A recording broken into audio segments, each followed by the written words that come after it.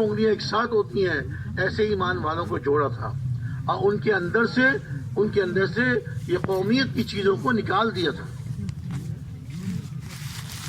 جب آپ تشریف لائے مدینہ منورہ میں ہجرت فرما کر تو وہاں دو قومیں آباد تھیں، اوس اور خزرج. بڑی مشہور قومیں تھیں. حضور نے سب کو ایک بنا دیا. ہم سب ایک ہیں. آیا لا تباغضوا ولا تحاسدوا وكونوا عباد اللہ اخوانا. آپس میں ایک دوسرے سے بغض نہ کرو، آپس میں ایک دوسرے سے حسد نہ کرو، اور سب کے سب اللہ کے بندے بھائی بھائی بن کر رہو. اللہ تعالیٰ کا بھی یہی ارشاد کہ سارے ایمان والے بھائی بھائی ہیں، اور ہمارے پیارے نبی صلی اللہ علیہ وسلم کا بھی یہی حکم اور یہی ارشاد کہ اللہ کے بندے بھائی بھائی بن کر رہو. اور جب آپ مدینہ منورہ تشریف لائے آپ نے آنے والے مہاجرین کو اور انصار کو بھائی بھائی بنایا. ایک مہاجری کو ایک انصاری کے ساتھ جوڑا، یہ تمہارے بھائی ہیں. اور انصار حضرات نے جو مدینہ منورہ کے رہنے والے تھے انہوں نے اپنی نصرت کا حق ادا کیا. ایک انصاری بھائی نے کہا اپنے مہاجری بھائی سے کہ اللہ کے پیارے رسول صلی اللہ علیہ وسلم نے ہم دونوں کو بھائی بنایا ہے، دیکھو میری یہ دو بیویاں ہیں، تم دیکھ لو جو تم میں سے اس میں سے پسند ہو میں اس کو طلاق دے دیتا ہوں، عدت گزرنے کے بعد تم اس سے شادی کر لینا، اور کاروبار میں تم میرے ساتھ شریک ہو جاؤ، کاروبار میں آدھا ہوگا، ہم دونوں مل کے کاروبار کریں گے. ان مہاجری صحابی نے کہا اللہ تعالیٰ آپ کے گھروں میں برکت عطا فرمائے، مجھے نہ آپ کی بیوی کی ضرورت ہے اور آپ کے کاروبار میں بھی اللہ برکت عطا فرمائے، مجھے تو بازار کا پتہ بتا دیجئے، میں بازار جا کے خود تجارت کروں گا، کاروبار کروں گا، اللہ برکت کروں گا. انصاری ایسے پیش کرنے والے اور مہاجری ایسے ان کی پیشکشوں کو اور ان کی درخواستوں کو انہی کو مبارکبادی کے ساتھ واپس کرنے والے، خود اپنی محنت کرنے والے. تو مہاجرین میں انصار میں ایسی محبت پیدا ہو گئی، مہاجرین میں انصار میں ایسی محبت پیدا ہو گئی جیسے ایک ماں باپ کی اولاد. ایک ماں باپ کی اولاد. میرے بھائیو دوستو بزرگوں، آپس میں بھائی بھائی بن کے رہنا ہے اور دین پر عمل کرنا ہے. جب دین پر عمل کریں گے اللہ کے حکموں کو اور پیارے نبی صلی اللہ علیہ وسلم کے طریقوں کو اپنی زندگی میں لائیں گے، اپنی زندگیوں میں لائیں گے اور دوسرے مسلمانوں کی زندگیوں میں لانے کی محنت کریں گے تو میرے بھائی دوستو بزرگوں پھر آپس کے اختلافات ختم ہو جائیں گے. یہ آپس کے اختلافات بے دینی کی وجہ سے ہوتے ہیں، دین پر عمل نہ کرنے کی وجہ سے ہوتے ہیں. آپس کی لڑائیاں، آپس کے اختلافات، آپس کے نزاعات یہ دین پر نہ چلنے کی وجہ سے ہوتے ہیں. ہم خود بھی پوچھ کر اللہ کے ایک ایک حکم کو اور جناب رسول اکرم صلی اللہ علیہ وسلم کی سنتوں پہ ہم خود بھی عمل کرنے والے بنے اور دوسروں کو بھی ان اعمال پر لانے کی محنت کریں. ہر مسلمان اللہ کے حکم اور پیارے نبی کے طریقے پہ چلنے والا بن جائے. یہ ہم نے اپنی زندگی کا مقصد بنانا ہے کہ ہر مسلمان کی ہمدردی، خیرخواہی اور اس کی اللہ کے لیے اس کی محبت دل میں لے کر ہم نے ہر مسلمان پر محنت کرنی.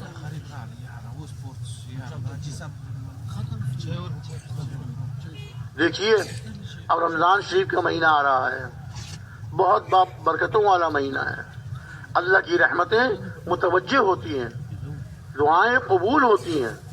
اس بابرکت مہینے میں ہم سب نے خود بھی اللہ کے حکموں کو اور اللہ کے پیارے رسول صلی اللہ علیہ وسلم کے طریقوں کو اپنی زندگیوں میں لانے کے ہم نے عزم کرنا ہے، خود بھی اس پر عمل کرنا ہے اور ہر مسلمان کو اس پہ تیار کرنا ہے. اگر میرا پڑوسی نماز نہیں پڑھ رہا یا اللہ نہ کرے روزہ نہیں رکھ رہا تو پھر میں نے اس سے تعلق جوڑ کر، دوستی لگا کر، اس کو کھلا پلا کر، اس کو اکرام کر کے اپنے ساتھ جوڑنا ہے اور اس کو اللہ کے حکم پر لانا ہے. خدا نہ خواستہ ایک مسلمان اگر بغیر عذر کے نماز چھوڑ دیتا ہے، فرض نماز چھوڑ دیتا ہے تو اس کے نماز چھوڑنے کی نوزت 40 گھروں تک جاتی ہے، 40 گھروں تک۔ ایک مسلمان نے نماز چھوڑی جان بوجھ کر بغیر عذر کے تو 40 گھروں تک اسی نوزت جاتی۔ اگر اس کو ہم عام کریں، 40 گھر اس طرف، 40 گھر اس طرف، 40 گھر سامنے، 40 گھر پیچھے، تو کتنے گھر ہو جائیں گے بھائی؟ 40 40 40 40 کتنے ہو جائیں گے؟ 160۔ کتنا بڑا نقصان ہے! خود اس نماز نہ پڑھنے والے کا کتنا نقصان ہے اور آس پاس رہنے والوں کو کتنا بڑا نقصان ہے۔ تو ہم نے ہر مسلمان کو 5 وقت کا نمازی بنانا۔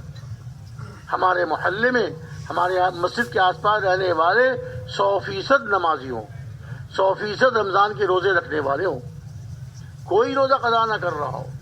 اس کی اہمیت، اس کی فضیلت مسجدوں میں جہاں تعلیم میں اور رسالے پڑھیں گے، فضائل نماز، فضائل ذکر، فضائل قرآن، حکایات صحابہ، مسلمانوں کی موجودہ پستی کا واحد علاج، فضائل صدقات، ایسے ہی فضائل رمضان کے پڑھنے کا بھی اہتمام کریں گے۔ رمضان سے پہلے جتنے دن باقی ہیں ابھی، اس میں بھی فضائل رمضان کی تعلیم کا اہتمام کریں گے، اور رمضان میں تو بہت اہمیت کے ساتھ خاص طور سے فضائل رمضان کی تعلیم مسجدوں میں بھی، اپنے اپنے گھروں میں بھی تعلیم کا اہتمام کریں۔ اس سے رمضان کی اہمیت دلوں میں پیدا ہوگی اور رمضان کے روزے رکھنے کا شوق پیدا ہوگا اور اللہ تعالیٰ کی طرف سے توفیق ملے۔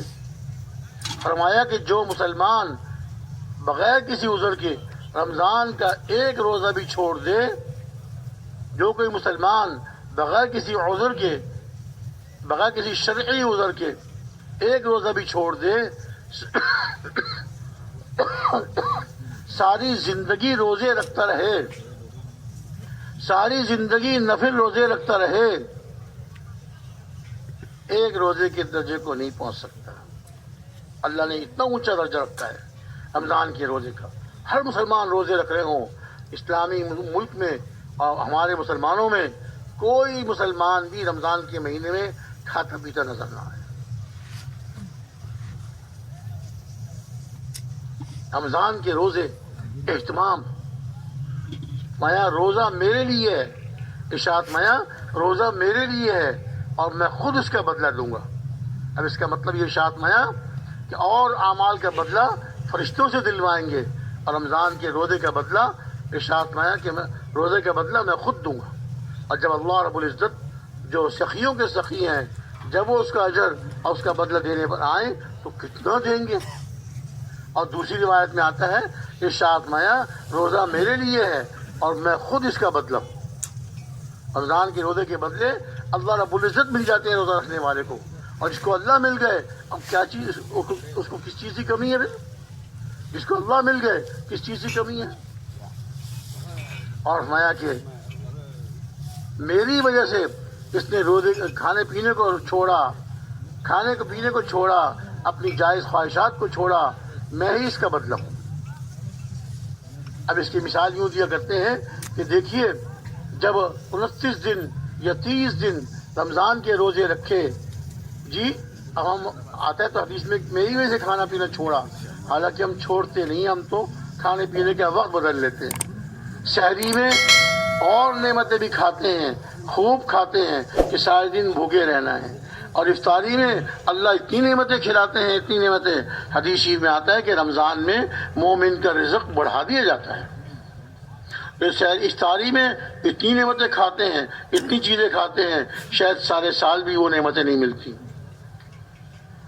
سحری میں خوب کھایا کہ دن بھر بھوکا رہنا ہے، اور شام کو افطاری میں خوب کھایا کہ جو ہے دن بھر بھوکے رہے تھے۔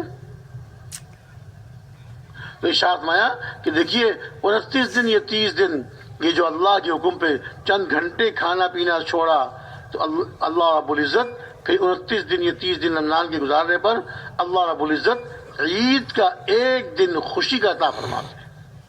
میرے بندو آج تمہاری خوشی کا دن ہے، تمہارے کھانے پینے کا دن ہے، تمہارے کھانے پینے کا دن ہے، آج کے دن روزہ حرام ہے۔ تو 29 دن 30 دن روزہ رکھنے پر، اللہ کے حکم پہ کھانا پینے کو مؤخر کرنے پر، کھانے پینے کو چھوڑنے پر اللہ رب العزت ایک دن عید کا دیتے ہیں۔ اور جو اپنی اس دنیا کی زندگی میں جو 50 سالہ 60 سالہ، کسی کی اس سے کم کسی کی اس سے کچھ زیادہ، یہ 50 سالہ 60 سالہ اللہ کے حکموں اور جناب رسول اکرم صلی اللہ علیہ وسلم کے طریقوں کے مطابق گزار لے گا، یہ زندگی بہت مختصر ہے، بہت چھوٹی ہے۔ کہنے کو 60 سال کی زندگی ہے، 70 سال کی زندگی ہے، لیکن یہ کچھ بھی حیثیت نہیں رکھتی آخرت کی زندگی کے مقابلے میں۔ یہ دنیا کی زندگی کوئی حیثیت نہیں رکھتی، کوئی حیثیت۔ تو فرمایا کہ یہ 50 سالہ 60 سالہ زندگی اس سے کم و بیش اللہ کے حکموں پر، دین پر چلتے ہوئے، اللہ کے حکموں کو پورا کرتے ہوئے اور پیارے نبی صلی اللہ علیہ وسلم کے طریقوں کو اپنی زندگی میں لاتے ہوئے اور دوسرے مسلمانوں میں لانے کی محنت کرتے ہوئے یہ زندگی گزاری، تو اللہ رب العزت پھر مرنے کے بعد وہ زندگی عطا فرماتے ہیں جس میں ہر دن عید کا ہوتا ہے۔ یہاں تو 29 دن 30 دن صبر کرنے پر ایک دن خوشی کا ملتا ہے، اور وہاں ایسی خوشیاں ملیں گی، ایسی خوشیاں ملیں گی جس کا ہر دن عید کا ہوگا، خوشیاں ہی خوشیاں، اور پھر روز افزوں ہوں گی، روز بروز خوشیاں بڑھتی رہیں گی، اللہ کی نعمتوں میں اضافہ ہوتا رہے گا۔ کیا فرمایا؟ وَلَكُمْ فِيهَا مَا تَشْتَهِي أَنفُسُكُمْ وَلَكُمْ فِيهَا مَا تَدَّعُونَ، جو تمہارا دل چاہے گا، جو تمہارا دل چاہے گا وہ تم کو وہاں جنت میں ملے گا، اور جو تم مانگو گے، ادھر مانگا، ادھر مانگنا بھی نہیں، دل میں خیال آیا اور اللہ رب العزت کو عطا فرما دیں گے۔ تو اللہ تعالیٰ پھر ایسی زندگی عطا فرمائیں گے جہاں خوشیاں ہی خوشیاں ہوں گی، جہاں کوئی غم نہیں ہوگا، جہاں صحت ہی صحتیں ہوں گی، کوئی بیماری نہیں ہوگی، جہاں جوانی ہی جوانی ہوگی، بڑھاپا نہیں ہوگا، اور جہاں زندگی ہی زندگی ہوگی، موت نہیں ہوگی۔ تو میرے بھائیو، دوستو، بزرگوں، دنیا کی اس مختصر سی زندگی کو اپنی خواہشات پر نہیں گزارنا، ناجائز خواہشات کو اپنی زندگی میں نہیں لانا، ناجائز خواہشات کے قریب بھی نہیں جانا، اور اللہ رب العزت کے احکامات اور جناب رسول اکرم صلی اللہ علیہ وسلم کے طریقوں پر اپنی زندگی کو لانا ہے۔ ہر مسلمان کو اپنا بھائی یقین کر کے اس کے ساتھ ہمدردی، خیر خواہی اور دل میں اللہ کے لیے اس کی محبت لے کر اس کو نصیحت کرنا، اس کو ترغیب دینا، اور اس کو اللہ کے راستے میں نکلنے کے لیے تیار کرنا۔